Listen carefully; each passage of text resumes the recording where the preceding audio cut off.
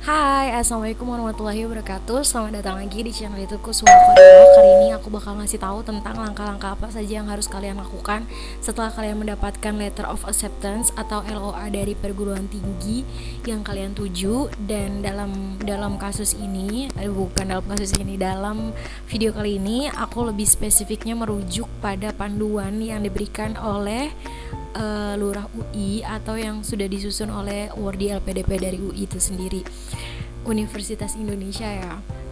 Tapi mungkin ini bisa diterapkan di seluruh perguruan tinggi dan kemungkinan mekanismenya sama karena ini kan dari pihak LPDP langsung. Maksudnya ini kan juga mengajukannya ke LPDP, jadi kemungkinannya sama apa saja yang harus ditempuh setelah kalian mendapatkan LOA atau apa aja yang harus kalian lakukan setelah mendapatkan LOA.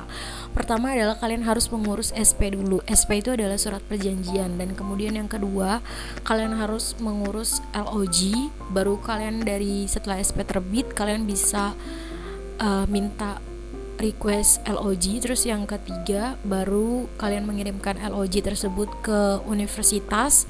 Yang keempat baru kalian melakukan praregistrasi, dan kelima ini opsional untuk mencairkan biaya pendaftaran dan lain-lain sebagainya setelah akun Simonef kalian sudah terbuka kayak gitu, sudah aktif. Nah, teman-teman, yang pertama adalah mengajukan penerbitan SP. Jadi SP itu bisa diajukan setelah LOG terbit, tapi ada beberapa kasus yang bisa dilakukan paralel atau secara bersamaan dengan penerbitan dari LOG itu sendiri. Nah, ada beberapa syarat untuk mengajukan SP. Yang pertama itu adalah LOA, Letter of Acceptance, LOA, Letter of Acceptance, dan kalender akademik. Terus ada template SP yang telah diedit sesuai data Wardi. 3 itu ya, setelah lulus. Jadi kalau misalnya kalian pengumuman di perguruan tinggi yang kalian tempuh nih, kalian langsung aja setelah itu jangan lama-lama, langsung untuk mendownload LOA-nya, terus mencari kalender akademiknya. Dan yang ketiga adalah mengedit template pengajuan SP tentang data diri. Jadi itu ada template-nya berupa Excel kayak gitu. Nanti kalian mungkin bisa dapatkan dari grup-grup kumpulan Wardi LPDP yang kalian ikuti. Nah, setelah itu baru kalian mengajukan tiket ke CRM, email CRM LPDP, tiket bantuan yang subjeknya adalah pengajuan SP.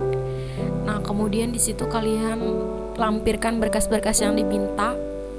Udah, terus jangan sampai berkas-berkasnya itu jangan sampai di tiket bantuannya itu kalian tutup sebelum SP itu diterbitkan. Jadi jangan sampai ditutup terlebih dahulu. Itu cukup mudah ya sebenarnya untuk mengajukan SP itu sendiri. Kemudian yang kedua adalah pengajuan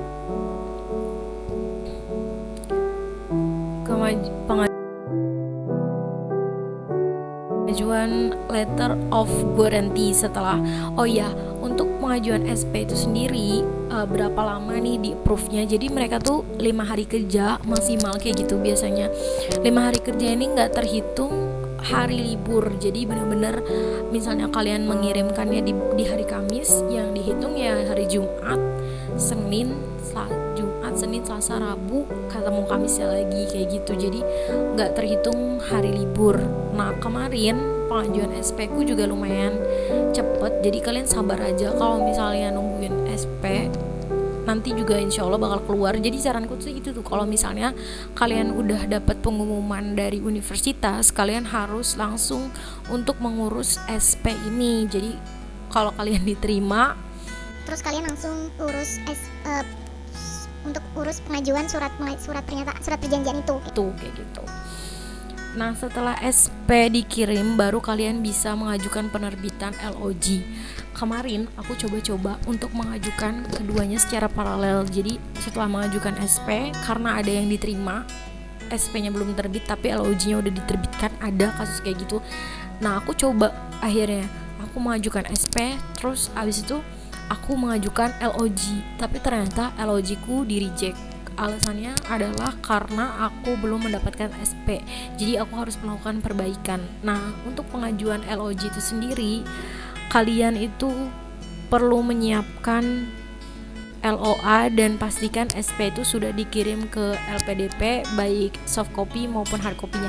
Jadi nanti kalau misalnya SP-nya sudah kalian terima, yang tahap awal nih aku lupa untuk menguraikan, kalau udah diterima nanti SP itu kalian tanda tanganin dan pakai materai. Kalau misalnya sudah ditandatangan dan bermaterai, jangan lupa untuk di scan dan hard copy-nya itu dikirim ke LPDP bersamaan dengan surat pernyataan ketika kalian di tes substansi, di tes interview gitu lah. Kan kalau waktu tes interview itu kalian dapat surat pernyataan bermaterai juga yang harus kalian tanda tanganin, dan itu sudah diverifikasi. Ada surat pernyataan yang memang dari awal pendaftaran gitu, dan itu udah ada cap verifikasinya, dan mereka selalu wanti-wanti itu untuk dijaga, dan itu harus dikirimkan ketika kalian sudah mendapatkan SP tersebut. Jadi bersamaan yang dikirim 2 SP tersebut. Nah, kemudian yang kedua, yang LOG, kita balik ke LOG lagi ya.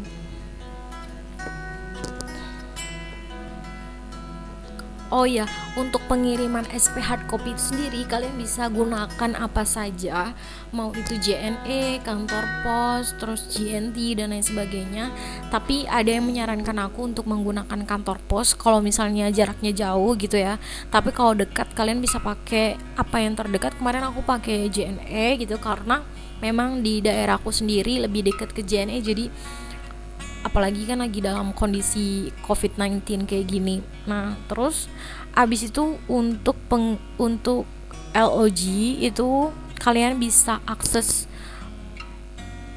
halaman Sipendop LPDP, tulis aja Sipendop LPDP, terus kemudian kalian login itu pakai username username-nya tuh email yang kalian daftarkan untuk LPDP, dan emailnya dan passwordnya itu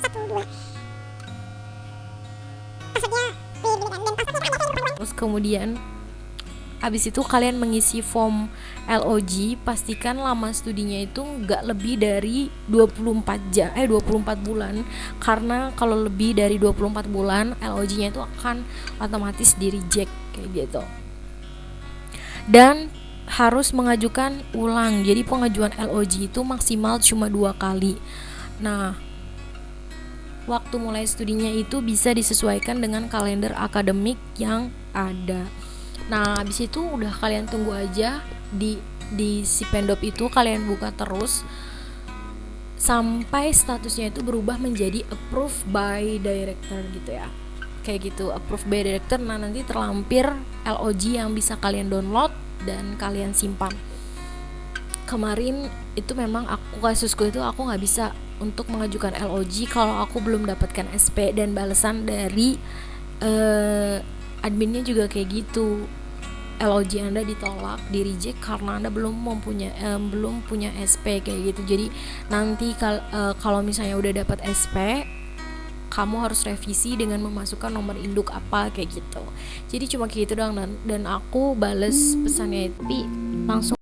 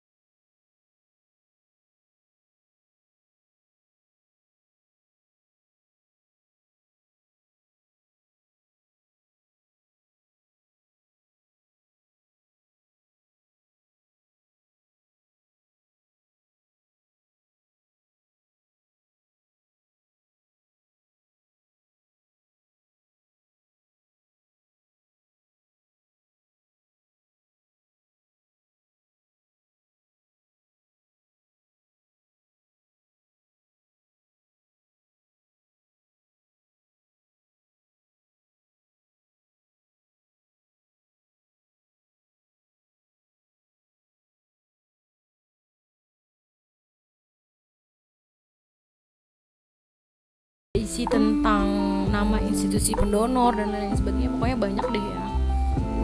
Terus ada diminta untuk upload LOG dan juga upload ijazah juga kalau kalian praregis di Universitas Indonesia. Kemudian kalau misalnya udah lengkap praregistrasi, kalian bisa simpan buktinya, print out.